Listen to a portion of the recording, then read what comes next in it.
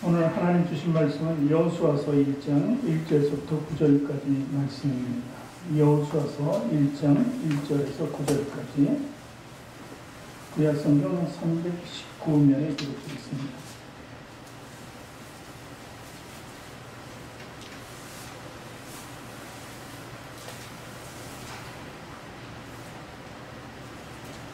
구약성경 319면에 기록되어 있는 여호수아 1장 1절부터 9절까지 말씀.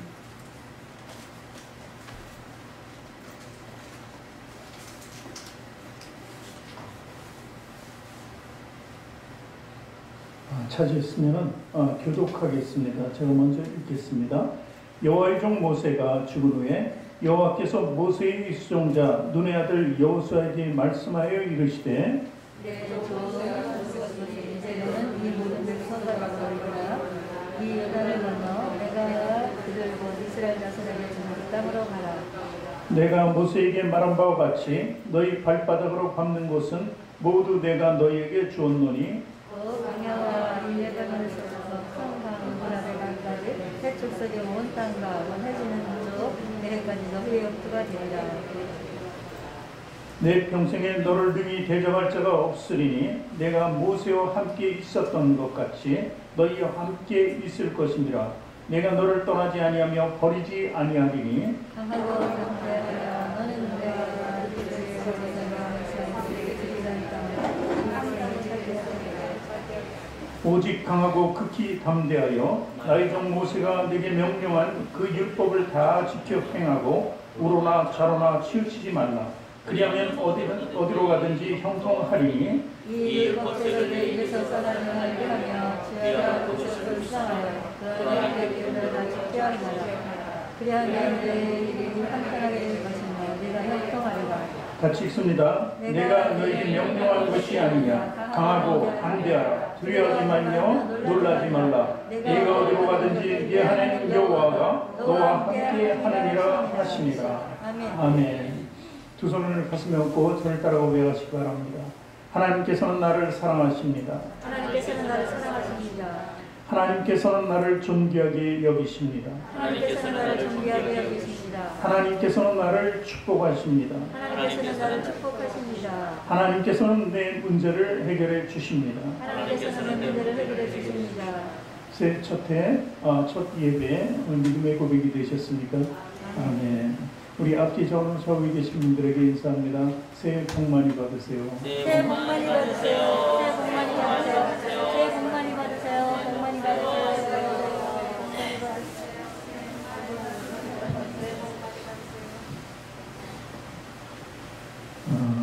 복 많이 받으셨나요? 받으실 건가요? 받을 것을 확신합니까? 그냥 복이라고 하지 않고 하나님께 주신 축복 가운데 살아가는 삶. 그래서 축복받으세요. 이렇게 말해야 또 맞을 것 같습니다. 자, 오늘 본문은 제가 송구 영신 때 두 세계를 얘기했습니다. 모세가 본 두 가지 세계죠. 이전에 광야 40년, 더 나가서는 애국 생활까지 포함한 거죠. 애국에 종살했던 민족들. 그리고 이제 앞으로 나갈 곳은 저 요단강이 보이는 곳인데 요단강을 넘어 가나안 땅이었습니다. 그곳에서 이제 모세는 자기 수를 다하고 죽고 이제 그의 이제 부계자라고 볼 수 있는 여호수아가 그 일을 맡게 됩니다. 이제 민족을 이끌고 대이동을 해야 되는데 가나안은 이미 살고 있는 부족들이 있습니다. 아주 잘 정비되어 있고 강한 부족들입니다. 여리고 성도 포함되어 있었죠. 첫 왕관이었지만 어쨌든 이것을 여호수아가 이 백성들을 이끌고 가서 승리해야 되는데 힘이 연약한 이스라엘 백성들, 전투라는 경험이 별로 없는 것이죠. 그래서 많이 고심했을 것입니다. 근데 그 여호수아에게 하나님께서 명령처럼 말씀하십니다. 강하고 담대하라 이렇게 말씀하십니다. 그러면서 저 요단을 건너 가나안을 정복하라고 이렇게 말씀해 주시는데 가나안 정복. 그런데 무엇입니까? 그 무기는 강하고 담대함이었습니다. 나머지는 하나님께서 알아서 해주신다는 그 뜻이죠. 근데 오늘 세 차례나 강하고 담대하라고 이렇게 권유하고 있는데 이 말의 뜻이 무엇입니까? 세 차례나 정말 어려운 일일 것이다. 보는 것이죠. 그래서 한 번도 아니고 3번이나 관여를 했고, 그리고 또 하지만 그 어렵지만 반드시 행해야 된다 하는 것이죠. 반드시 그 명령을 지켜 행해야 된다. 그래서 3번이나 얘기했습니다. 우리 자녀들이 시험 보고 우리가 뭐 하다못해 운전면허 시험을 보더라도 여러 가지 각종 시험이 있는데 제일 중요한 것은 담대함이잖아요. 강하고 담대함. 면접 같은 데는 특히 떨면서 하면 안 되잖아요. 두려움에 떨고 거기 있으면 참 어렵습니다. 그러나 강하고 담대한 마음을 가지고 있으면 무엇이든지 다 극복할 수 있다는 것을 이야기합니다. 신앙생활도 역시 마찬가지입니다. 강하고 담대해요.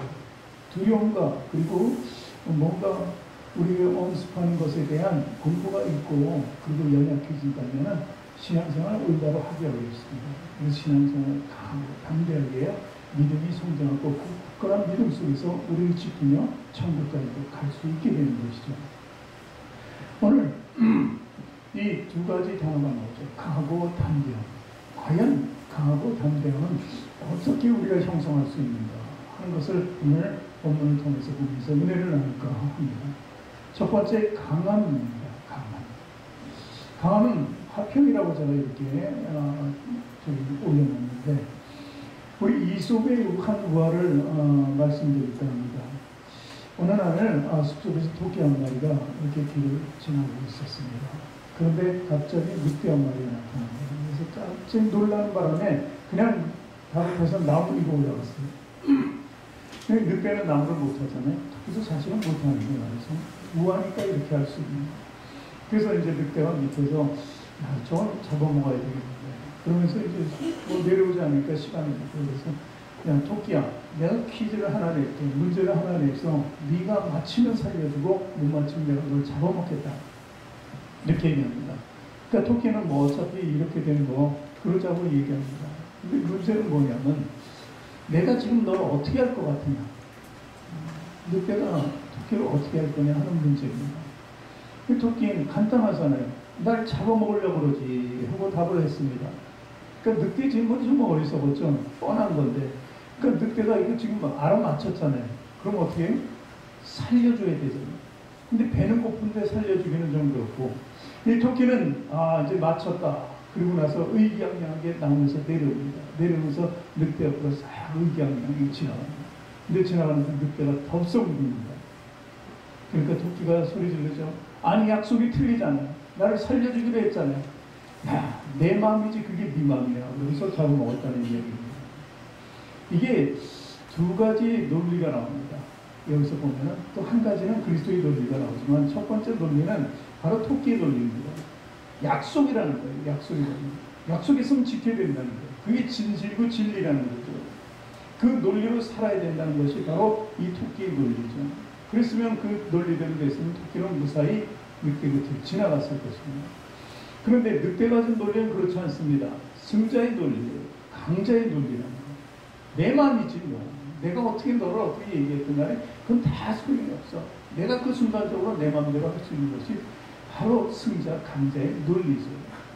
사실 이 세상이 어쩌면 이 강자의 논리, 승자의 논리 때문에 이렇게 어렵고 힘들고 어지러운 것입니다. 그러니까 세상은 평화, 화평, 평강이 있을 수 없는 것이죠. 이 강자의 논리만 남아있거든요. 그렇다면 3번째 논리는 그리스도의 논리입니다. 그리스도의 논리는 강해야 됩니다. 근데 강한 이유는 왜 그렇습니까?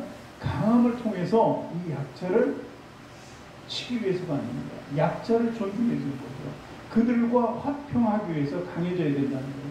그것이 바로 그리스도의 논리라는 겁니다. 그러니까 우리 그리스도인들은 3번째 논리로 살아야 돼요. 2번째 논리는 세상적이고 첫 번째 논리는 어쩌면 우매한 거죠. 바보 같은 것이죠.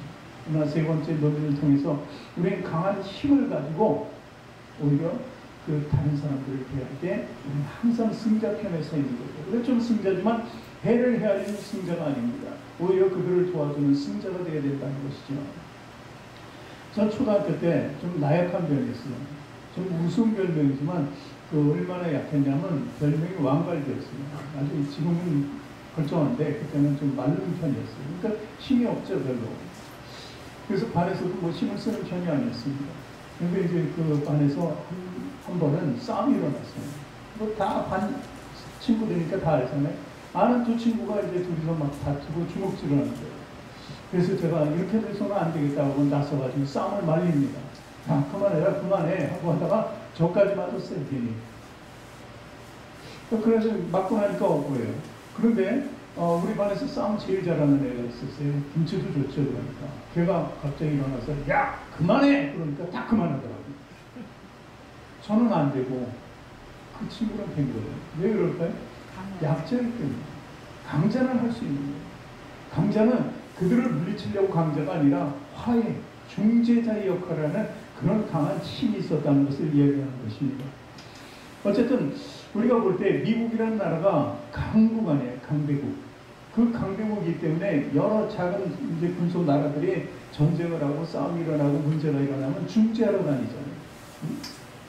그래서 이제 중재가 잘 안 되는 나라는 그래요. 미국은 어디 갔냐? 뭐 미국 왜 중재 안 해주냐? 이렇게까지 얘기하는 것입니다.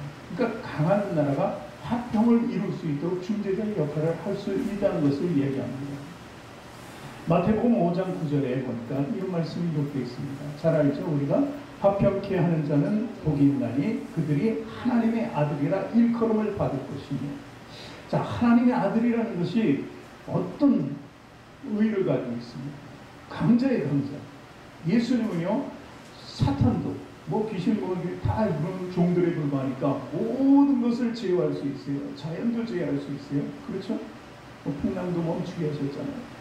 그리고 예수님은요, 뭐 귀신 들린 자 병 고침 뿐만 아니라 사탄이 일하는 모든 역사를 제어할 수 있는 분이에요. 그러니까 최고의 강자죠. 왜냐하면 우리는요, 사탄이 역사하는 것을 우리 힘으로 제어할 수가 없어요. 인간이 연약함입니다. 그러나 예수님은 할 수 있어요. 우리가 화평케 하는 자는 복이 있나니 하면서 하나님의 아들이라 일컬음 받는다는 것은 그만큼 그 안에 예수 그리스도의 능력을 갖게 된다는 말씀입니다. 그러니 이 화평이라는 단어는 힘이 없이는 사실 생길 수 없는 것이라고 볼 수도 있는 것이죠. 화평이라는 말은 헬라어에 에이레네라고 되어 있습니다. 그리고 히브리 말로는 샬롬입니다. 샬롬 아시죠? 우리가 샬롬. 제가 이제 편지를 띄울 때도, 메시지를 띄울 때도 목사님한테 샬롬 이렇게 합니다. 평강 이렇게 합니다. 평강이나 화평이나 평화나 뭐 비슷한 말입니다. 어쨌든 이 평강이라는 샬롬이란 말은 하나님과 그리고 이웃과의 관계가 화평으로 이루어졌다는 것을 얘기해요. 그래서 하나님과의 관계에서 화평을 이루었다. 그것은요, 내가 하나님의 사람이 되었다는 것을 의미합니다. 그 결과로 이웃과의 관계가 또 좋아지죠. 근데 이런 두 가지 관계가 잘 정립이 되면은 가정의 관계, 그리고 경제적인 관계. 요즘 정치인들 맨날 시끄러운데 그 정치적인 관계도 다 어떻게 화평을 이룰 수 있게 된다는 것입니다. 그러니까 무엇보다도 우리가 화평의 관계에서는 하나님과 관계를 중시해야 됩니다. 그 다음에 이웃과의 관계를 중시해야 됩니다. 그래서 예수님도 우리에게 계명을 주실 때 어떤 계명을 주셨어요? 하나님을 사랑하고 그 다음에 이웃을 사랑하는 이것이 바로 계명. 한 가지인 두 가지 계명인데 이것이 총망라에서 화평을 이루라 이런 뜻입니다. 그리고 또 로마에서 보면은 이 단어를 어떻게 생각하냐면 강해야지 조용히 시킬 수 있다. 로마가 강국 아니에요. 그 정복자 아니에요. 그러니까 그 정복된 나라를 강한 힘으로 조용히 시킬 수 있다. 이 힘을 가졌다는 것을 또 샬롬, 뭐 평강, 뭐 이런 뜻으로도 그들은 번역한다는 것이죠. 사실 남북 관계에서 뭐 미국이 뭐 중국이 뭐 중재를 한다고 하지만 남북 관계에서 우리가 힘을 길러야 된다. 대한민국 힘이 있어야 된다는 그 논리는 바로 지금 제가 말하는 로마 사람들이 말하는 강자의 원리예요. 우리 대한민국이 강해야지 북한을 어떻게 견제할 수 있고 평화 통일까지 갈 수 있다는 거예요. 저들이 남침 못하도록 막을 수 있는 건 우리가 강해야 돼요. 그것이 오히려 평화 공존할 수 있는 길이라는 거예요. 그러니까 강자로서는 이렇게 화평을 만들 수 있다는 것을 의미하는 것입니다. 자, 그러면 화평이라는 단어로서 우리 그리스도인들은 어떤 사람이 되냐? 그것은 바로 피스메이커가 돼요. 평화주의자가 돼요. 피스메이커. 그런데 세상 사람들은 그렇지 않죠. 트러블 메이커라는 거예요. 맨날 시기, 다투는 일만 조장하고 있어요. 그러니까 늘 다툼이 끊이지 않고 전쟁이 끝나지 않는 것입니다. 그래서 그리스도인들은 우리는 피스메이커. 화평한 자라 이렇게 늘 고백하고 그런 삶을 살아야 한다는 것입니다. 그래서 화평한다. 우리가 피스메이커가 되면은 첫째 예수님 성품을 닮아요. 예수님 성품은 본인이 스스로 뭐라 그러셨어요?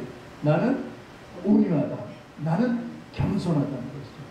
온유하고 겸손은 손해가 많이 갈 수밖에 없습니다. 그러니까 십자가까지 희생을 하셨지만 그런 삶이 우리 삶이 되어요. 온유하고 겸손한 화평주의자.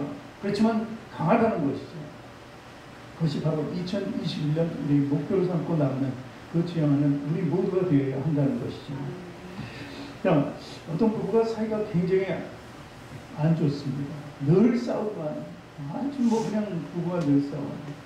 그래가지고 결국은 이혼을 하게 됐습니다. 그래서 이혼하는데 다 모두 나누잖아요. 반씩. 모든 거 그렇죠. 그게 공정한 거죠. 재산을 나누는 거니까.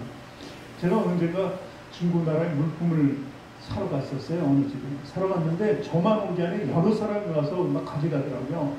근데 엄청 싸더라고요. 가져가는데 보니까. 그래서 내가 가져가는 사람들인데 무슨 영문인가 물어봤어요. 왜 이렇게 싸게 이 사람들 내는 거예요? 갑자기 한날 한시에 그랬더니 이혼했대.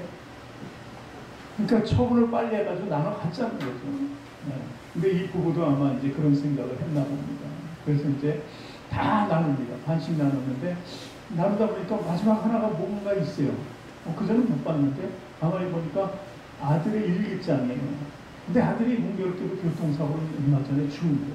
그 죽은 아들의 물품을 다 치웠다고 생각했는데 그게 남아있는 거예요. 그래서 이건 어떻게 하랴? 이건 서로 갖자 그러면 이제 막 싸우는 거예요. 또 싸움이니까 뭐든지. 그런데 이제 싸움으로 결론이 안 나니까 그러면 너도 못 갖고 나도 못 갖고 태워버리자. 그 대신 한번 읽어보고 태우자. 그래서 읽어봤더니 엄마 아빠 사랑해. 근데 거기에는 계속되는 중복되는 반복되는 말이 있었는데 엄마 아빠 제발 싸우지 마세요. 싸우지 마세요. 싸우지 마세요. 그것만 막 기록되는 거예요. 그러니까 이 두 부부가 그걸 듣고 한참을 울었대요. 그리고 우리 헤어지지 말자. 죽은 아이의 뜻이 이런데 우리 헤어져서 이렇게 있느냐. 그랬다는 거예요. 근데 어린아이가 무슨 힘이 있겠어요? 힘 없잖아요. 애들이 무슨 어른들하고 견줄 수가 없는 거죠. 근데 그 어린아이가 그 사람들 마음을 움직이는 강한 힘은요, 걔가 그 아이의 존재감이 그들의 마음속에, 그들의 가슴속에 크게 남아있던 거예요. 무엇보다도 이혼할 수 있는 그것보다도 더 큰 힘으로 남아있었기 때문에 이혼하지 않고 그때부터 화해하고 화평하게 살았다는 이야기입니다. 그렇습니다. 우리는요, 화평한 마음이 있으면 우리에게 정말 무엇보다도 든든하다는 거죠. 요한복음 14장 27절에 그래서 우리에게 평안을 주신다고 말씀하셨어요. 같이 읽을까요? 평안을 너에게 끼치노니 곧 나의 평안을 너에게 주노라. 내가 너에게 주는 것은 세상이 주는 것 같이 아니하니라. 너희는 마음에 근심하지 말고 두려워하지도 말라. 평안이 있으면 근심, 두려움 할 일이 없다고 이렇게 말씀을 주십니다. 그래서 이 평안을 이렇게 말씀으로 주실 때는 스스로 우리 안에서 두려움을 떨쳐내고 근심도 떨쳐내고 그것이 바로 자기 자신과의 싸움에서 일으킬 수 있는 이겨나갈 수 있는 바로 평화, 화평이라는 거예요. 그러니까 먼저 내 자신과의 화평을 이루어야 된다는 것이죠. 그리고 두 번째 이웃을 향해서 나가야 되는 거예요. 히브리서 12장 14절 보니까 모든 사람과 더불어 화평함과 거룩함을 따르라. 이것이 없이는 아무도 주를 보지 못한다. 화평하지 않으면, 거룩하지 않으면 거룩함만 늘 강조해 왔는데 오늘 말씀 보니까 화평도 나오는 거예요. 화평할 수 있어야 주를 볼 수 있다. 하나님의 자녀가 될 수 있다는 것이죠. 한마디로. 또 로마서 12장 18절에 이렇게 기록되어 있어요. 같이 읽습니다. 할 수 있거든 너희로서는 모든 사람과 더불어 화목하라. 하나님이 우리 모든 사람들과 화목하기 위해서 예수 그리스도를 내어줬어요. 그래서 우리도 마찬가지로 똑같이 그리스도를 쫓고 십자가의 삶을 산다면 모든 사람과 더불어 화목하는 그런 희생적인 삶이 필요하다는 것입니다. 그래서 성경에는 그러잖아요. 형제들하고 싸우고 예배드리러 나오지 말고 그 문제 해결하고 예배드리러 나와. 모든 시비를 해결할 수 있어야 예배드릴 수 있다는 거예요. 하나님 앞에 나오려면 그 관계를 회복하라고 이렇게 이야기합니다. 우리가 잘 아는 노벨상 받은 우리 테레사 수녀라든지 슈바이처 이런 사람들은 자기 희생이 있었기 때문에 그 화평, 평화 이런 단어를 그들에게 쓸 수 있는 것이죠. 그들이 그러니까 상가들뿐만 아니라 모든 사람 기억 속에 남을 수 있는 유명한 사람이 되었다는 거예요. 슈바이처는 어떤 사람이에요? 슈바이처는 성경을 읽는데 어느 날 부자와 나사로에 대해서 읽었어요. 부자와 나사로. 그걸 읽으면서 그 당시 배경이나 환경을 봤어요. 그랬더니 그 당시에는요, 흑인들이 백인들의 종살이 할 때, 전부 노예처럼 살 때예요. 근데 그것을 생각하면서 연상한 게, 야, 백인은 부자고 흑인은 나사로예요. 그래가지고 그 속죄하는 마음, 자기가 백인인데 속죄하는 마음으로 일생을, 90평생을, 나머지 평생을 어떻게 아프리카에서 정말 그 고름주머니, 그 상처투성이를 만지면서 살았다는 얘기입니다. 그러니까 이것이 화평을, 이웃을 사랑할 수 있는 것이 화평의 마음이 된다는 거예요. 우리가 이제 이전을 하게 되죠. 지금까지 뭐 정체되고 코로나 때문에 안 되지만 이제 거기 가서는 정말 이웃을 사랑하는 마음이 컸으면 좋겠어요. 그쪽 사람들 무시하는 건 아니지만 거기에 작은 평수 아파트들이 굉장히 많아요.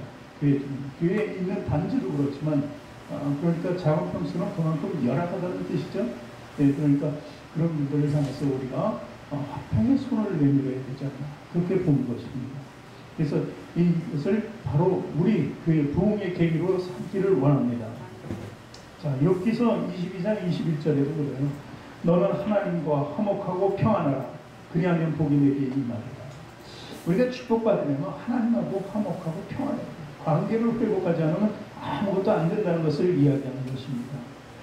그래서 우리는요, 하나님과의 평화를 우선 생각해요. 그분이 그리고 또 그 평화를 이루어지게 하신 분이 누군가를 생각해요. 예수 그리스도다. 그럼 예수 그리스도께서 우리에게 그 화평함을 주시기 위해서 십자가 희생을 하셨다. 그리고 그분은 우리에게 선물을 주셨는데 그분은 바로 성령님이시다. 성령님 지금 우리와 동행한다. 나와 통행한다. 이런 삶을 살아야 돼. 이거 분명히 인식해야 돼요. 그래야 완전한 그리스도인으로 살아갈 수 있게 된다는 것이죠. 두 번째는 이제 담대함입니다. 담대함이라는 것은 한마디로 표현하면 믿음이 없이는 담대함이 그리스도인에게 생길 수가 없는 것입니다. 히브리서 10장 35절 같이 읽어봅니다. 그러므로 너희 담대함을 버리지 말라. 이것이 큰 상을 얻게 한다는 거예요. 이렇게 기록하고 있습니다. 또 히브리서 11장 1절 2절에 우리가 잘 아는 말씀이죠. 믿음은 바라는 것들의 실상이야 보지 못하는 것들의 증거니. 선진들이 이로써 증거를 얻었다는 거예요. 믿음의 선진들을 쫙 히브리서에 소개하고 열거하고 있잖아요. 그들은 다 그 믿음으로 쟁취한 사람이에요. 축복받은 사람들이라는 거죠. 그래서 뭘 해요? 믿음으로. 그리고 당신의 축복으로 사람들의 축복이 바로 그 증거로 나타났다는 것을 의미합니다. 우리도 그렇게 살아가는 거예요. 믿음으로 우리 축복의 증거를 우리가 경험하면서 살아가야 되는 거예요. 축복의 증거들이 나타나지 않는다면 믿음이 없는 거죠. 세상적인 삶을 살고 있다고 이렇게 보는 것과 다르지 않죠. 그러니까 우리 담대한 믿음을 가져야면 축복의 증거를 확보할 수 있게 된다는 것입니다. 그리고 또 우리가 믿음으로 강한 담대함을 얻고자 하면 우선 하나님의 약속을 믿어요. 무조건 우리가 하나님의 약속을 믿지 않으면 안 되는 거죠. 여호수아 1장 3절 4절 본문 말씀 읽어봅니다. 내가 모세에게 말한 바와 같이 너희 발바닥으로 밟는 것을 모두 내가 너희에게 주었다. 어떻게 밟는 것마다 주냐는 거예요. 이건 확신할 수가 없어요. 이걸 누가 믿겠냐고. 그러나 그리스도인들을 믿어요. 하나님의 자녀를 믿어요. 아버지가 주신다면 우리 믿잖아요. 안 줘서 말이지. 부모들이 자녀 준다 그러면 믿잖아요. 그렇지 않습니까? 그 준다 그러면 안 주면 때까지 쓰잖아요. 결국 받아내는 거잖아요. 그런데 하나님께서는 이미 주신다고 말씀하셨습니다. 그래서 4절에 곧 광야와 이 레바논에서부터 큰 강 유브라데 강까지 해쪽 속의 온 땅과 또 해지는 쪽 배까지 너희의 영토가 되고 그 당시 기름진 영토는 다 주겠다고 이렇게 말씀하십니다. 모두가 원대하게 바라는 그 꿈의 땅을 하나님께서 주신다고 이렇게 말씀하시는 말로만 듣던 그 기름진 땅, 그리고 젖과 뿌리는 가나안 땅이라고 하잖아요. 그것을 하나님께서 이렇게 지목해가지고 그것을 반드시 주겠다는 거예요. 너희들이 원하는 바라는 바를 주겠다고. 사실 이게 어렵고 불투명하고 힘든 일이잖아요. 그런데 이것을 믿으라는 거죠. 여러분들 2021년에 밟고 싶은 땅이 있습니까? 소유하고 싶은 것이 있습니까? 그러면요 하나님의 약속을 믿어요. 믿음으로 다 나의 것이다. 저거는 내 밥이다. 이 정도로 우리가 믿음을 성취해 나가야 된다는 것이죠. 그렇습니다. 우리가 강하고 담대히 할 수 있는 것은 이미 하나님께서 약속하셨기 때문에, 약속이 없으면 우리는 그 의문과 의심투성에서 살아야 되는데, 이미 약속이 있기 때문에 그 약속을 통해서 우리에게 강한 믿음을 형성하게 된다는 것입니다.